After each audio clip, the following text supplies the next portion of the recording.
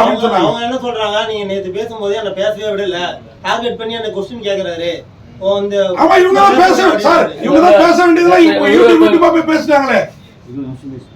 புரியுதுல உங்களுக்கு? இவங்க தான் பேசிட்டாங்களே, நான் தானே பேசணும். அப்ப நேத்து ஏற்கனவே ஃபர்ஸ்ட் இன்டர்வியூல டார்கெட் பண்ணி கேட்டாங்க சார். நான் அவங்கள்ட்ட கேள்வியே கேட்கல சார். திருப்பி நான் அவங்கள்ட்ட கேள்வியே கேட்கல.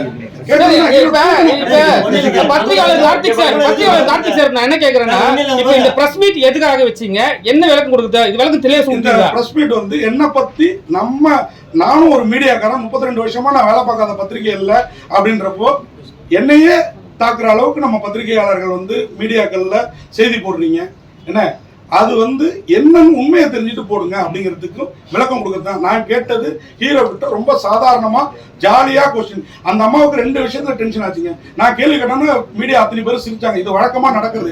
ஏன்னா நான் ஏற்கனவே சொல்லிட்டேன், ஹாஸ்யமாவும் சுவாரஸ்யமாவும் கேள்வி கேட்கறாங்க, அது வழக்கமா நடக்கும். அதுக்கு மொழி புரியாததுனால உடனே அவங்க சென்னையில தான் படிச்சாங்க, தமிழ்ல படிச்சா. எனக்கு கூட நான் ஊட்டியில படிச்சேன், மலையாளிஸ் தான் என் ரூம்மேட், எனக்கு மலையாளம் தெரியும். பட் மலையாளத்தோட உள்ளர்த்தம் தெரியுமா எனக்கு? இதுதான் என்னுடைய கேள்வி. அதை புரிஞ்சிக்காதனாலதான் உங்களுக்கு இந்த கோபம். கேட்டது ஹீரோ, கோவப்பட்டது என் மீது. இதுதான்.